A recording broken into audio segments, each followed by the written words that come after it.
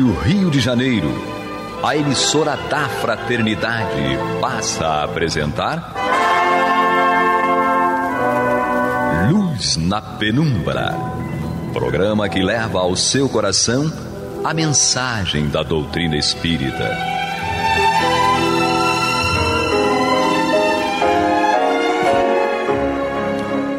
E com vocês, André Afonso Monteiro, para o estudo do livro A Gênese, da obra codificada por Allan Kardec. Olá, amigo ouvinte da Rádio Rio de Janeiro, a emissora da Fraternidade, a rádio que toda a família pode ouvir, programa Luz na Penumbra. Hoje aqui mais uma vez com o nosso querido Alexandre Palmeira, o Alexandre que é médium e trabalhador do Posto Espírita de Caridade Bezerra de Menezes, lá do bairro de Cascadura. Seja bem-vindo, Alexandre.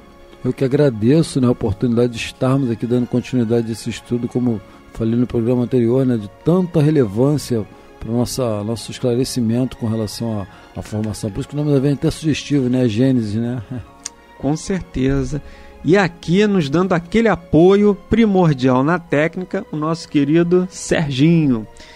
Amigos ouvintes, nós estamos chegando aqui ao final do estudo do subitem A Raça Adâmica.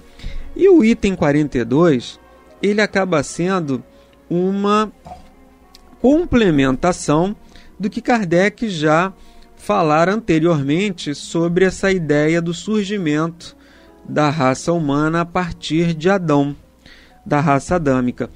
E ele agora traz aqui, encerra no 42, falando sobre o período do dilúvio, em que, teoricamente, toda a sociedade humana teria sido extinta e apenas sobreviveu Noé e a sua família e aquela famosa questão da Arca de Noé, em que ele teria ali guardado um casal de cada espécie e a partir daí manteve a vida organizada aqui no planeta. Primeiro que seria um tanto quanto complicado ele conseguir reunir toda a vida organizada, E aí esse período diluviano, como é chamado pela ciência, exatamente a geografia assinala esse período como período diluviano. Aconteceu-se vários dilúvios, na verdade, não foi só o do Noé, foi um período, como vem sugerindo, foi um período de várias de transformações constantes, e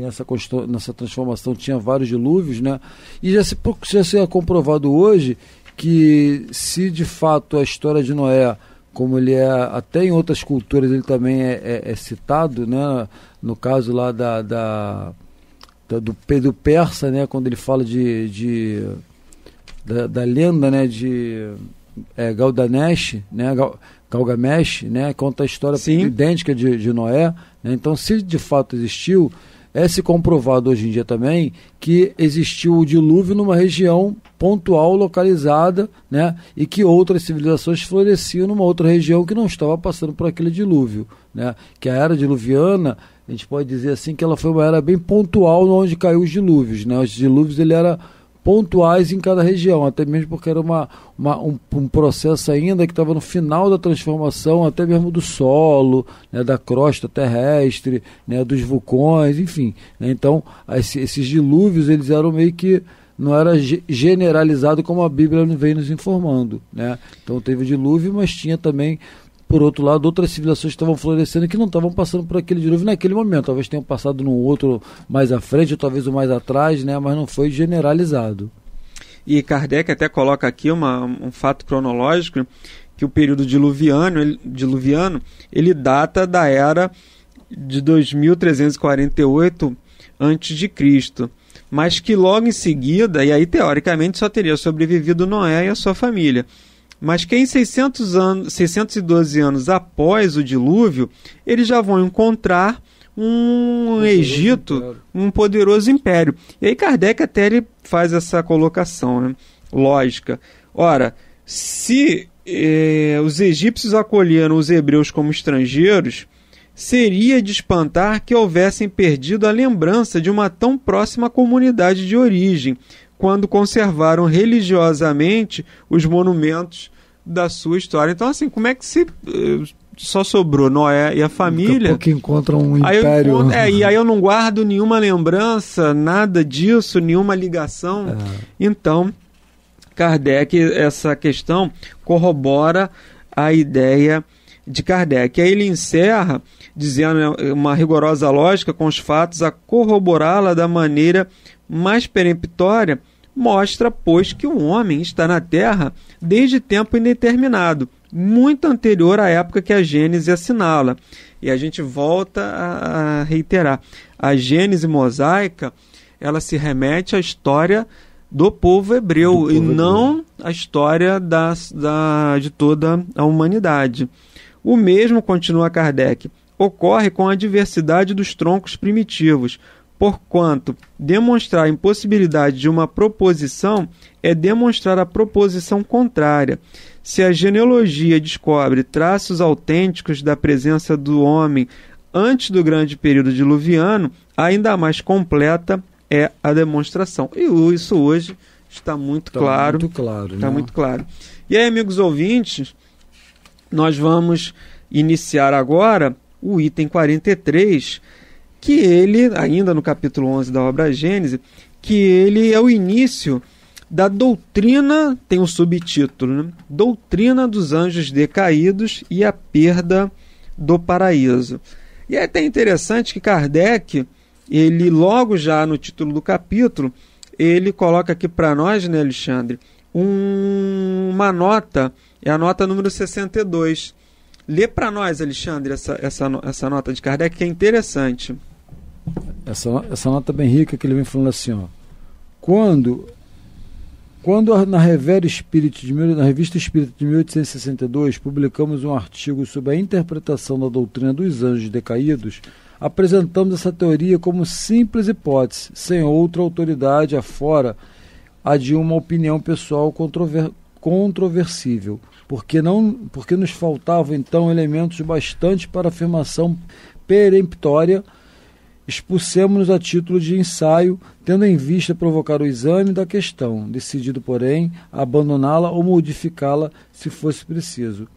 Presentemente, essa teoria já passou pela prova do controle universal. Não foi só bem aceita pela maioria dos espíritas, como mais racional e a mais concorde com a sobrenaja justiça de Deus, mas também foi confirmada pela generalidade das instruções dos espíritos que os espíritos deram sobre o assunto. O mesmo verificou com a concerne a origem da raça adâmica, né?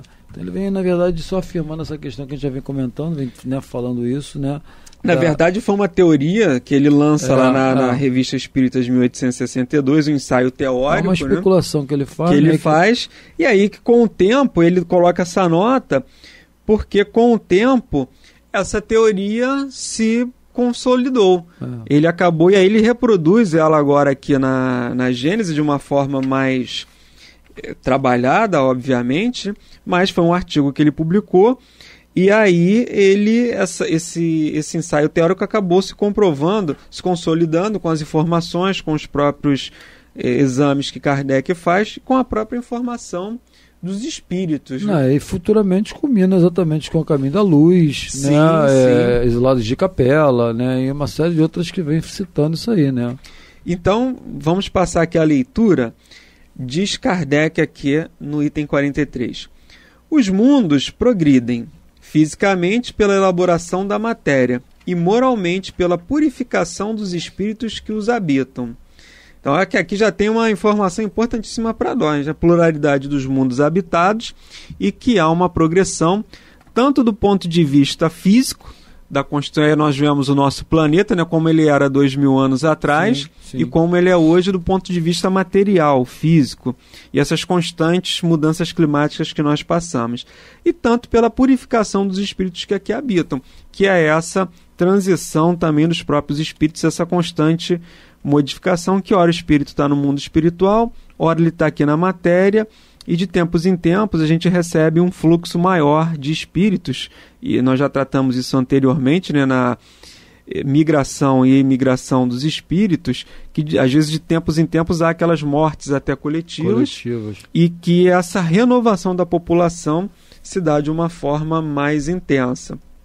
Então ele continua: a felicidade neles está na razão direta da predominância do bem sobre o mal. Então você vê que a felicidade dos mundos, da pluralidade dos mundos, ela está relacionada sobre a predominância do bem sobre o mal. Então, enquanto o mal estiver predominando sobre o bem, a gente não vai ser um mundo feliz.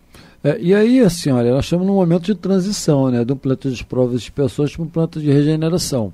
Sim. Esse processo poderia ter acontecido há tempos, há 1000 anos atrás, né? Mas agora, apesar de toda a barbárie que ainda vemos ainda, agora, né, de um tempo de, 100 anos para cá, começamos a alcançar essa maturidade espiritual, né, de entender essa questão do genocídio, né, o que se deve e o que não se deve, principalmente com a Segunda Guerra, que vem mostrando isso muito claro para a gente, né, o genocídio dos judeus. Então, assim, essa possibilidade de estarmos num momento de transição, isso é graças também ao processo evolutivo de todos os espíritos que aqui se encontravam e se encontram. Senão não teria alcançado esse grau de... Porque é fato que teríamos que evoluir de um planeta de provas e expiações para um planeta de regeneração. Isso podia, como eu falei, podia acontecer há 1000 anos atrás, como poderia acontecer 1000 anos à frente, né? Sim. Está acontecendo agora exatamente por um equilíbrio, né? Que ainda está em formação esse equilíbrio, né? E um merecimento desses espíritos que aqui já passaram e, como eu falei, se encontram aqui, né? Apesar de toda a barbárie, de tudo que a gente vê, né? E aí a gente está em progresso. Estamos em progresso. E aí me lembra, Haroldo, né, quando ele fala lá, né, que a gente vê uma série de como é que se diz, de injustiça no mundo, né? A gente vê para todo lado que a gente olha uma injustiça, né, sendo cometida. Mas a gente tem que lembrar que não existe nenhum injustiçado nesse mundo, né? Então a gente vê uma série de injustiças, mas não tem nenhum injustiçado. Parece algo contraditório, mas não é contraditório. Porque aos nossos olhos, aquilo que a gente vê que chamamos de injustiça, na verdade nada mais é as causas, né? As causas. A gente não sabe, a lei de causa e efeito. Então aquilo que a gente chama de justiça hoje, talvez é aquilo que é necessário para aquele espírito se reenquadrar novamente no processo evolutivo. E a gente, pela nossa ignorância, pela falta de visão mais ampla, a gente acaba rotulando como exatamente essa questão da injustiça. Sim. Né? E aí ele vai dizer, coloca isso, né, que essa felicidade está na direta proporção da predominância do bem sobre o mal. E primeiro diz isso, a felicidade está relacionada à predominância do bem sobre o mal. Então, para a gente ser feliz, a gente precisa do bem, de fazer o bem. Só é feliz, via de regra, aquele que faz o bem. E aí a gente tem que saber qual é o nosso conceito de felicidade. E aí ele continua. Primeiro ele diz, para ser feliz tem que ser bom. Tem que ter a predominância do bem sobre o mal. E aí ele vai dar a segunda condição. A predominância, a consequência disso, a predominância do bem resulta do adiantamento moral dos espíritos. Ou seja, para eu ser feliz, eu tenho que ser moralmente evoluído, adiantado. Porque a felicidade está relacionada, na verdade, a isso, é uma condição. O bem tem que se sobrepor ao mal. E nós não vivemos ainda num planeta que está nessa condição. Exatamente.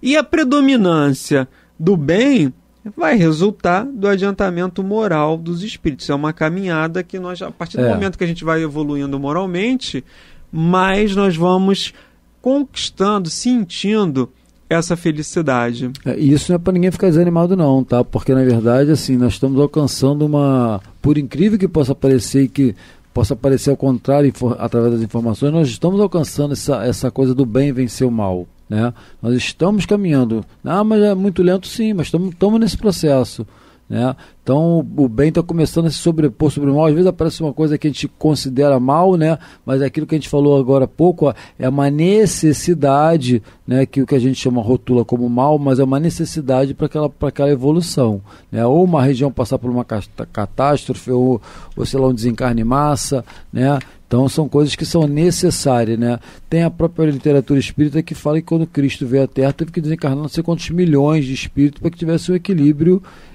espiritual, né? Uma harmonia para que ele pudesse vir à Terra. Sim.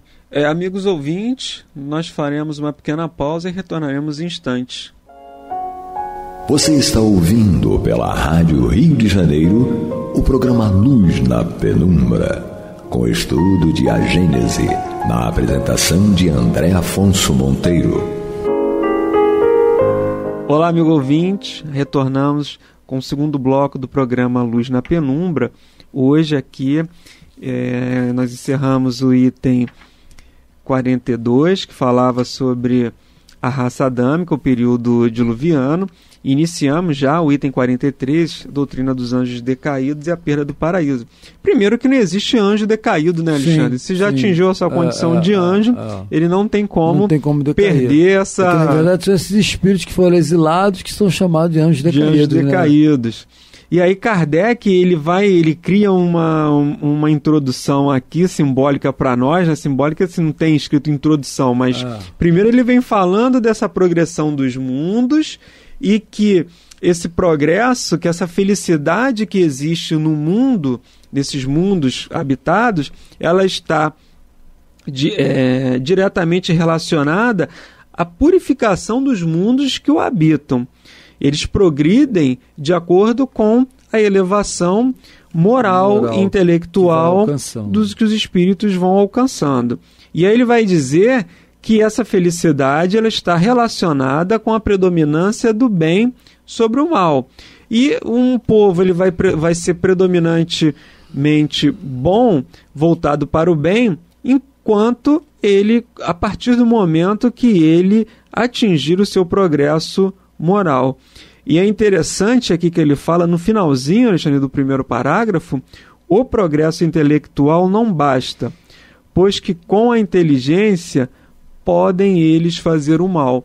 E são duas asas, né? Em algum momento você tem que desenvolver a inteligência e você desenvolve a moral. E aí, assim, exatamente isso que eu ia falar, né? Essa questão das vezes a pessoa, mas ela é muito culta, isso não quer dizer nada, né? Que ela pode ser muito culta, mas ela pode ter um desenvolvimento moral pior do que aquela pessoa que não sabe nem ler nem escrever, né? Então isso é eu diria que isso é até um mérito do espírito, né? Eu vejo isso como um mérito do espírito. Às vezes, como eu falei, a pessoa não tem conhecimento, esclarecimento nenhum, mas é uma pessoa extremamente digna, né? Uma pessoa que extremamente conhece o que é ser bom e o que é ser ruim, né? Não tem muita cultura, não tem cultura, mas tem esse sentimento nato que todo mundo tem, diga-se de passagem, né? Mas aquele intelectual não sabe, não percebe, né? Ele valoriza mais o conhecimento que ele adquiriu e esquece dessa coisa nata que ele traz dentro dele, né? Não desmerecendo também o conhecimento que ele adquiriu, não, que é importante, né? É que é só para desvincular uma coisa da outra. O conhecimento científico, a cultura que aquele cidadão alcançou, né, não faz dele melhor do que aquele que não tem cultura nenhuma. Isso aí não coloca ele numa condição de espírito mais elevado ou menos elevado, né? Só para lembrar isso. Com certeza. E aí ele diz o seguinte, aqui Kardec no segundo parágrafo: logo que o mundo tem chegado a um dos seus períodos de transformação, é lógico que não existe uma data, sim. Existe, as transições vão acontecendo, em determinado momento, aquele período ali se intensifica. Então ele diz: logo que o mundo tem chegado a um dos seus períodos de transformação, a fim de ascender na hierarquia dos mundos, operam-se mutações na sua população encarnada e desencarnada. É quando se dão as grandes emigrações e imigrações, que ele faz até referência aos itens 34 e 35 do capítulo 11, que nós já estudamos. Uma gama de espíritos desencarna, às vezes até de forma coletiva, e outros encarnam, fazendo essa renovação da população, e esses espíritos vão trazendo outros conceitos, outras questões, outras inovações. Por isso que a gente muitas vezes vê, né, Alexandre, quem trabalha com criança, e você vê que às vezes as crianças já vêm com umas ideias, né, já vêm com umas facilidades, principalmente para a tecnologia, às vezes até no campo da moral também. Sim. E eu lembro até de um vídeo que viralizou na internet. Era uma menininha, ela devia ter seus 3 anos de idade, e ela começava a falar de Jesus. Com 3 anos ela começava a falar de Jesus, né? E do pessoal que vivia na rua. Então ela dizia que a gente tinha que ajudar as pessoas que estavam passando fome na rua, que não tinham casa para morar. ela dizia isso, ó, a gente tem que ajudar, foi Jesus que falou. Ela dizia assim, foi Jesus que falou. E ele falou comigo e apontava para a mãe. E perguntava até se a mãe estava gravando aquilo ali. Ele falou comigo e falou com a senhora também. Aí ela apontava assim para a cabeça, aí falou aqui, apontava para a cabeça e falou aqui também no coração, apontando para o coração, ou seja, falando para a razão e para o sentimento, para a emoção. E aí ela falava isso assim, no final, é interessante que a gente, acabou o vídeo, né? Daqui a pouco o pai pergunta se ela, naquele mesmo instante ali, você quer beber um suco? Ela, quero, mas pai, não pega da caixa que está fechada não abre uma caixa nova não, pega da que já está aberta. Ou seja, ela já tinha até uma consciência ali de preservação, de consumo, de conservação, ou seja, não sai abrindo tudo, né? Vamos acabar aqui primeiro. E aí você vê uma criancinha que reencarna aqui. Traz uma bagagem tão Uma bagagem, viva, né? De religiosidade, de cristianismo e noção ali de consumo. Vivo, né? Não, e assim, André, só querendo fazer um comentário com o que você falou anteriormente, já fugindo até um pouco do que você estava falando agora, essa questão da data, da cronologia, isso não acontece de uma hora para outra, de 10 anos para cá. Isso é um processo lento e gradual, mais ou menos para a gente poder entender a transição da Idade Antiga para a Idade Média, né? Foi a queda do Império Romano em 476 depois de Cristo.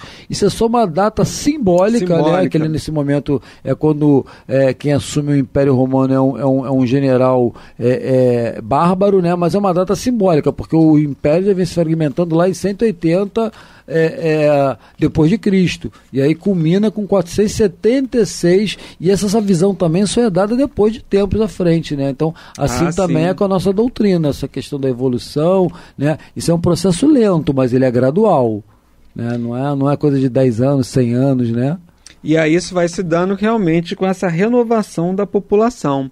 E aí Kardec continua aqui: os que, apesar da sua inteligência e do seu saber, perseveraram no mal, ou seja, eu sou inteligente, tenho conhecimento, mas estou perseverando no mal, sempre revoltados contra Deus, continua Kardec, e suas leis, se tornariam daí em diante um embaraço ao ulterior progresso moral, uma causa permanente de perturbação para a tranquilidade e a felicidade dos bons, pelo que são excluídos da humanidade que até então pertenceram e tangidos para mundos menos adiantados, onde aplicarão a inteligência e a intuição dos conhecimentos que adquiriram ao progresso daqueles entre os quais passam a viver, ao mesmo tempo que expiarão por uma série de existências penosas e, por meio de árduo trabalho, suas passadas faltas e seu voluntário endurecimento. E aí, Alexandre? Você vê que eles, né? Apesar da sua inteligência, eles estão ali no mal, mas aí eles estão embaraçando o progresso daquele... Acaba atrapalhando, de certo modo, né? E aí eles são convidados, eles não têm mais, aí que a gente volta até que nós colocamos nos capítulos anteriores, nos estudos anteriores, eles perdem essa sintonia e essa afinidade com o ambiente. Então eles não se sentem mais bem ali naquele local. Perdem a condição de permanecer ali. De permanecer ali porque eles mesmos não se sentem bem ali. Exatamente. Não é só pelo local, mas eles também não se sentem bem no local. Né? Eles também já não se sentem bem. E aí eles vão guardar essa vaga intuição, vão para um outro ambiente, vão guardar essa vaga intuição, perdi o paraíso. É aquela coisa que a gente falou no outro programa da mente psicose, achar que está regredindo, né? Estou num corpo mais grosseiro, que o corpo físico lá mais leve, mais sutil, estou num corpo mais grosseiro, perdi o paraíso. Mas, amigos ouvintes, nós estamos chegando ao final do nosso programa de hoje. Retornaremos na semana que vem, se Deus quiser. Bom final de programa para todos, bom estudo para todos. Bom estudo para todos. Bom estudo para todos.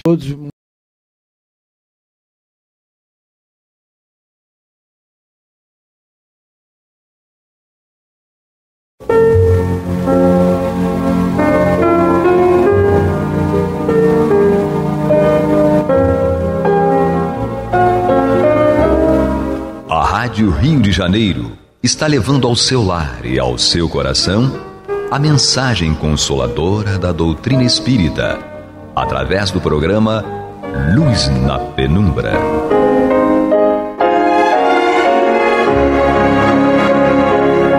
E agora com vocês, Nádia do Couto Vale, para comentar o céu e o inferno ou a justiça divina segundo o Espiritismo, da obra codificada por Allan Kardec.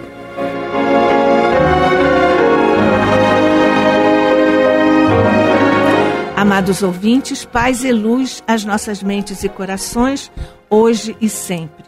Continuamos estudando essa obra que contém a teologia espírita e hoje nós temos a alegria de contar com a participação generosa de nossa querida companheira, que você conhece aqui da Rádio Rio de Janeiro, a nossa amiga, nossa irmã Fátima Miranda, que é enfermeira e que está aqui conosco para partilharmos as alegrias do estudo da nossa obra querida, O Céu e o Inferno, a Justiça Divina segundo o Espiritismo. Miranda, muito obrigada, querida, por aceitar nosso convite. É um prazer contar com você aqui, o seu coração generoso, junto do nosso, para estudarmos Kardec. Agradecemos a Jesus, Nádia, não é? Isso. A verdadeira gratidão é saber aproveitar essas oportunidades do remédio que Ele nos traz. Exatamente. Então vamos lá. Nós estamos já praticamente terminando o capítulo 7º da primeira parte dessa obra, que o nosso querido codificador Allan Kardec titulou As Penas Futuras segundo o Espiritismo e particularmente termina esse capítulo com um subtítulo, o Código Penal da Vida Futura. Nós já estudamos os 31 dos 33 artigos desse código e nós hoje vamos, com a Miranda, começar a estudar o artigo 32, que diz assim: Deus disse, não daria prova maior de amor às suas criaturas, criando-as infalíveis e, por conseguinte, isentas dos vícios inerentes à imperfeição? Para tanto, fora preciso que ele criasse seres perfeitos, nada mais tendo a adquirir, quer em conhecimentos, quer em moralidade. Certo, porém, Deus poderia fazê-lo. E se o não fez, é que em sua sabedoria quis que o progresso constituísse lei geral. Os homens são imperfeitos e, como tais, sujeitos a vicissitudes mais ou menos penosas. E, pois que o fato existe, devemos aceitá-lo. O artigo é longo, nós vamos estudando aos pouquinhos, não é isso, Miranda? Pois é. O que você diz aqui sobre essa questão da criação de Deus e da alegada imperfeição da criação de Deus quando criou a nós, suas criaturas? A perfeição divina, ela só cresce aos nossos olhos porque ele é tão certo de si mesmo que criou, não é, o ser, dotando de livre-arbítrio, sem temer a aplicação do livre-arbítrio desse ser criado. Então, se não fosse assim, o Criador não seria criativo. Exatamente. Porque seria obra em série e fechada. Pois é, isso que você diz é uma coisa tão interessante, porque aí Deus não seria perfeito, que é uma coisa que está lá no argumento de Santo Anselmo, sobre os atributos de Deus e a existência de Deus através dos seus atributos. Mas então, quando você diz que Deus poderia criar seres perfeitos, mas por que ele não criou? Ele nos criou perfectíveis, né? Nós não somos imperfeitos, nós estamos apresentando um nível de imperfeição por conta da nossa imaturidade moral. Mas quando nos dota de livre-arbítrio, e o livre-arbítrio é algo que nem ele nos tira, não é? Certa vez no estudo, fomos falar sobre direitos e deveres, e no final alguém me perguntou assim, mas você só falou de deveres e quais são os nossos direitos? Perante o Pai, o nosso direito é cumprir a lei. Não é? Então, com o livre-arbítrio, nós podemos, de alguma forma, compreender esse Deus, identificá-lo, compreender e seguir rumo a ele. Não é? Seria muito fácil, olha, um pai, quando ele educa um filho, e ele já tem maturidade do que a educação, ele não dá resposta pronta para o filho. Ele fica ao lado do filho, acompanhando cada conquista, dando orientação, procurando diminuir as dificuldades que podem ser diminuídas sem mutilar a educação, não é? E dando a ele incentivo para que ele possa se descobrir, enquanto filho, através do respeito ao pai. Pois é, porque senão não haveria nenhum mérito na autoconstrução do ser, não é isso? E também não haveria a liberdade associada à responsabilidade. Porque se o ser já tivesse sido criado pronto, ele seria mais um robô do que um ser, do que uma criatura de Deus. Mas Deus quis, e continua querendo, porque sua lei é imutável, perene, perfeita e eterna como ele, só ele é eterno. Ele quis, então, que nós também nos tornássemos responsáveis por nós. Por isso nós somos arquitetos, artífices de nós mesmos, sob o olhar de Deus. Co-criadores. Co-criadores. Não é? Que é uma maravilha da lei. A obra seria finita. Se ele já nos criasse prontos e fechados, exatamente, haveria finitude. E, na realidade, nós temos o momento da criação, mas o aprendizado é infinito. E nos lembra Jesus. O Pai trabalha até hoje, eu trabalho também. Trabalhar até hoje é não cessar de criar. E o Espírito, ainda que ele conquiste a maturidade moral, ele nunca para de aprender, né? Jesus, ele é um espírito puro em relação a nós, o estado de pureza é absoluto para todos os espíritos, mas nos caracteres gerais dos espíritos puros, lá no Livro dos Espíritos, Kardec, ele fala que a característica do espírito puro é superioridade intelectual em relação aos espíritos das outras ordens, e moral absoluta. Então, a evolução moral chega ao patamar de pureza, mas a intelectual ela se expande ao infinito. Exatamente, perfeito, perfeito. Então, nós aqui, Deus poderia fazer isso, mas privilegia o progresso como sendo uma proposta divina para que o ser se sinta autônomo e se responsável por si mesmo, e também que ele crie, digamos assim, uma autoestima espiritual, no sentido de ter voluntariamente seguido a luz, seguido a lei, e aqui na Terra seguido a Jesus, que é o porta-voz e o maior exemplo da lei de Deus junto da humanidade terrena. Isso mesmo. É lindo isso, né? Pois é. Então os homens são imperfeitos. E eles são sujeitos a vicissitudes mais ou menos penosas. E, pois que o fato existe, devemos aceitá-lo. Agora, continua aqui o artigo 32. Inferir dele, que Deus não é bom nem justo, fora insensata revolta contra a lei. Nós somos insensatos e revoltados contra a lei, Miranda? Grosseiramente falando, existem dois níveis de espíritos, os dóceis, à vontade do Senhor, e os rebeldes, não é? Ainda estamos na condição dos rebeldes. Segunda condição. Isso mesmo, porque a docilidade, ela está ligada a mansuetude, é a aceitação de Maria e José como referência de subserviência à vontade do Pai.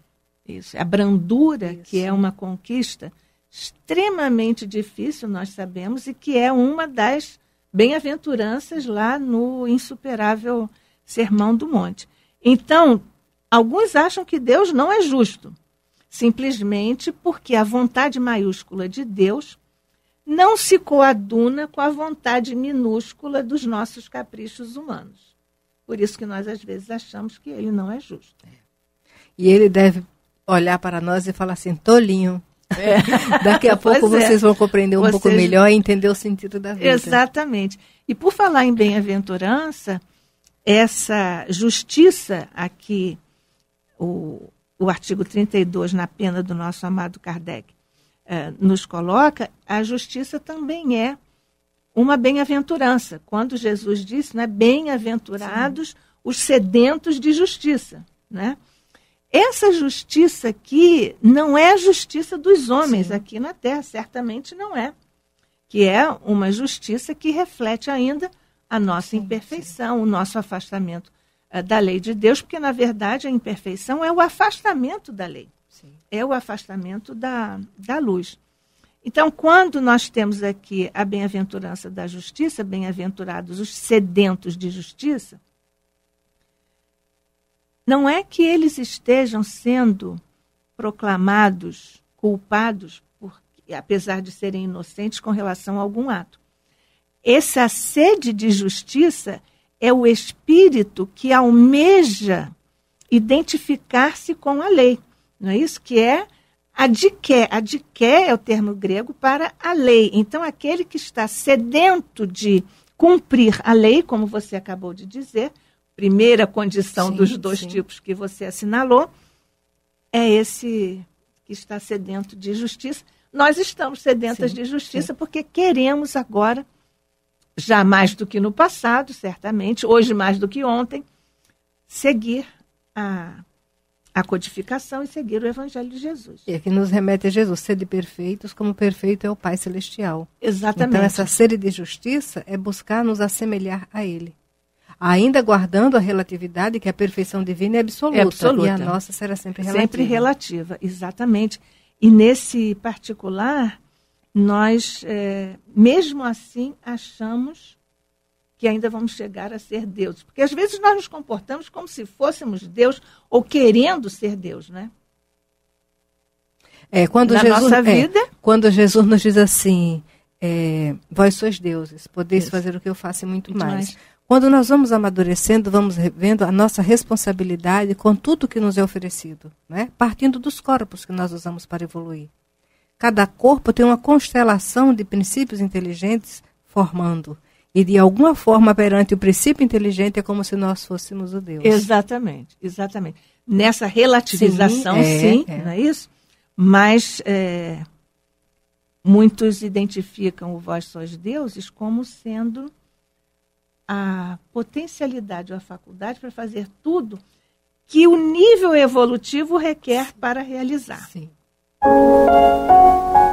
Você está ouvindo o programa Luz na Penumbra, com o estudo do céu e o inferno, ou a justiça divina segundo o Espiritismo, da obra codificada por Allan Kardec, na apresentação de Nádia do Couto Vale. E hoje também com a nossa querida Fátima Miranda, aqui conosco estudando esta obra, já aqui na finalização do capítulo 7º da primeira parte, o capítulo sobre as penas futuras segundo o Espiritismo e, particularmente, continuando o estudo do artigo 32 do Código Penal da Vida Futura. Então, Miranda, nós estamos indo aos pouquinhos no artigo 32 e nós vamos agora para o terceiro parágrafo. Injustiça haveria, sim, na criação de seres privilegiados, mais ou menos favorecidos, fruindo gozos que outros, porventura, não atingem, senão pelo trabalho, ou que jamais pudessem atingir. Ao contrário, a justiça divina patenteia-se na igualdade absoluta que preside à criação dos espíritos. Todos têm o mesmo ponto de partida e nenhum se distingue em sua formação por melhor aquinhoado. Nenhum cuja marcha progressiva se facilite por exceção. Os que chegam ao fim têm passado, como quaisquer outros, pelas fases de inferioridade e respectivas provas. Sim. E aí, que injustiça é essa, Miranda? Seriam 2 pesos e 2 medidas, né? Qual a prioridade de um pai que é justo aquinhoar um filho em detrimento do outro que não teve chances, né? Quando nós vemos a figura de Caim e Abel, dentro dessa ótica, Deus não seria um pai justo, porque a todo momento ele identificava o esforço de Abel, né? E desvalorizava os esforços de Caim, que de alguma forma havia, né? Então, nós vamos observar que nessa ideia de Caim e Abel não há justiça divina. Porque, de alguma forma, a criatura Caim, ele estava já fadado a uma falência porque não sentia receptividade no pai em relação à sua presença. Quando nós vamos conhecer a doutrina espírita, e ela nos liberta disso, mostrando a justiça do pai, que cria-nos a todos simples e ignorantes, expressão da sua grandeza de Pai, porque nessa simplicidade e ignorância, ele vai nos oferecendo recursos gradativos para que saiamos dessa simplicidade menor do desconhecimento total, não é? Para conquistarmos um pouco de maturidade e mais tarde usar essa maturidade com a simplicidade daqueles que a todos os méritos delegam ao Pai. Isso. Aliás, a simplicidade é um conceito distorcido do ponto de vista da percepção do homem no planeta de expiação e provas, né? Nós achamos que simplicidade é o oposto da extravagância, é o oposto ao luxo, e, na verdade, a simplicidade é a essência. Por isso que os espíritos são simples. A simplicidade de Jesus é chocante para nós. Não só do ponto de vista material, que ele também lecionou esse desprendimento total dos valores humanos aqui, considerados humanos na Terra, mas também a simplicidade da lei que ele nos trouxe, que é absolutamente cristalina e que não tem nenhum afago do acréscimo, do que é redundante. Então, a palavra de Jesus é a essência, não se pode tirar uma mínima letra, uma vírgula da palavra de Jesus, porque tudo é imprescindível, porque tudo é essência.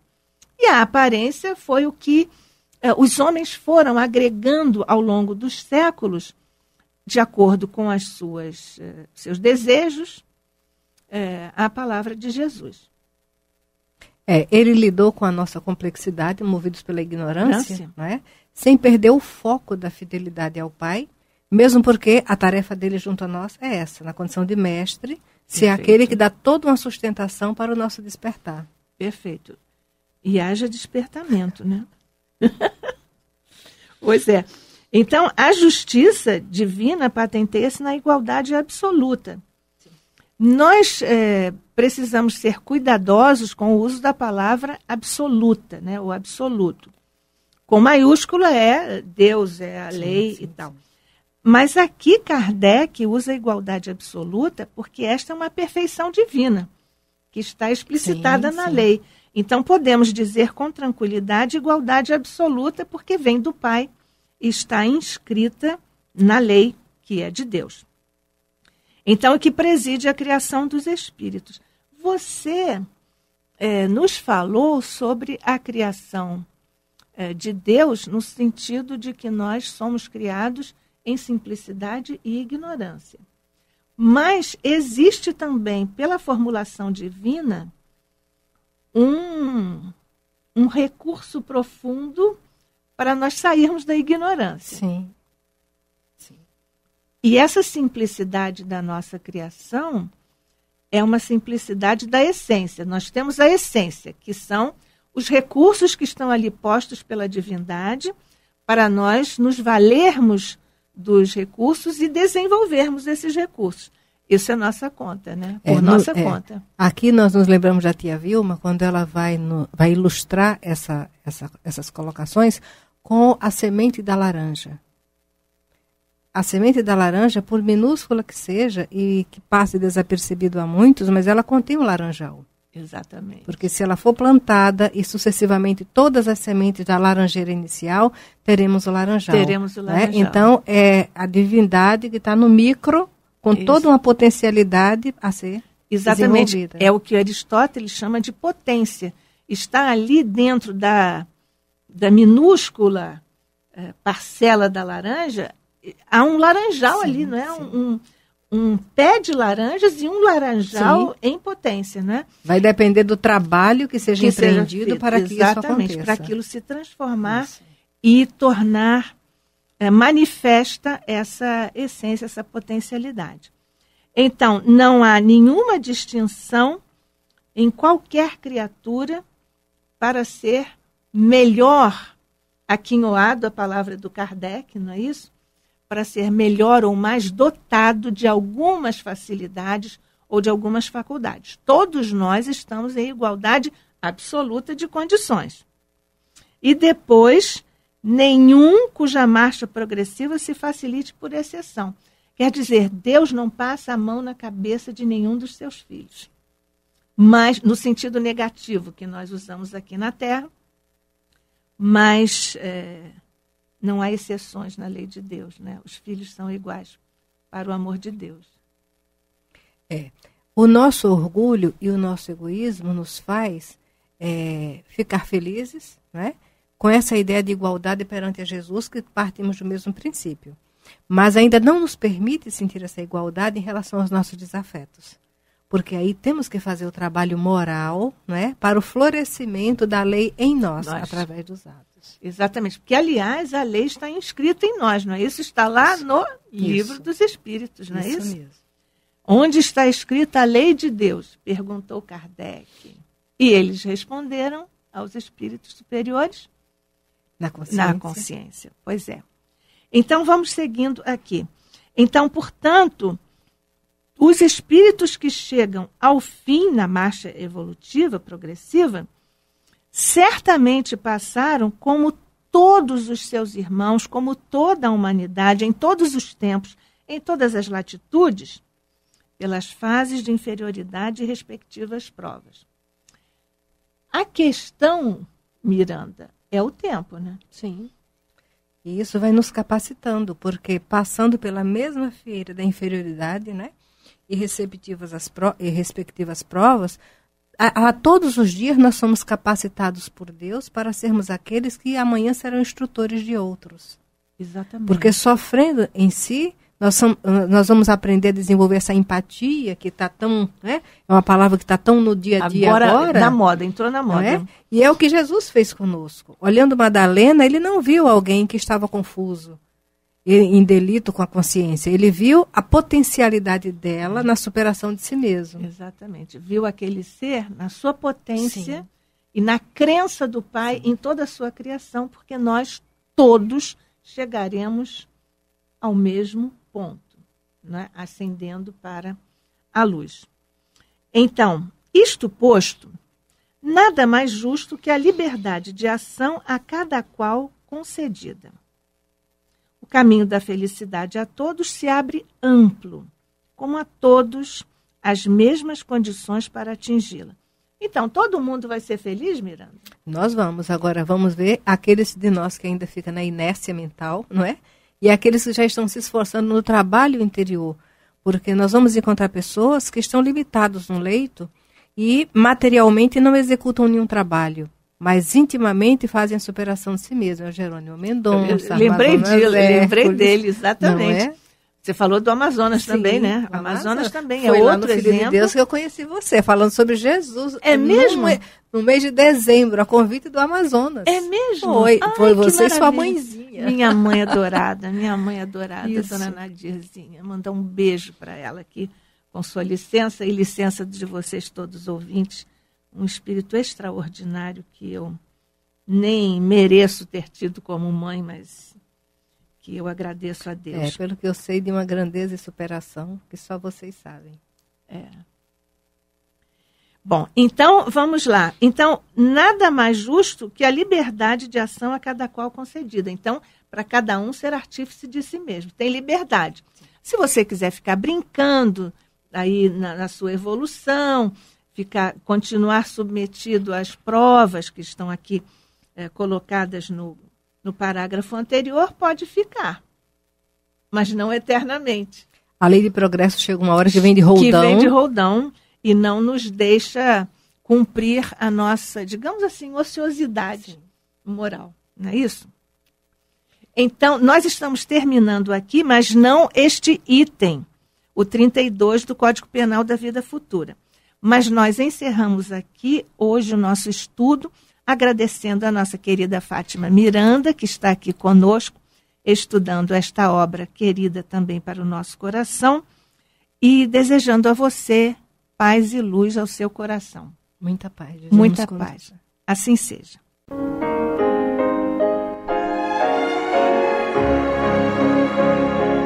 E vamos ouvir agora a prece de encerramento de nosso programa, na voz de Geraldo de Aquino. Jesus, dá-nos coragem para a luta, piedade para os insultos e misericórdia para as injustiças e ingratidões. limpa nossa alma de inveja e ambições mesquinhas, de ódio e de vingança o nosso caminho. E que dentro em pouco, ao recolher-nos de novo ao calor do nosso leito, para que o sono nos dê a paz e o esquecimento das tristezas humanas, possamos sentir, Senhor, no mais íntimo de nosso ser, a doçura indefinível do Teu amor e a grandeza incomparável da Tua divina presença. Que assim seja.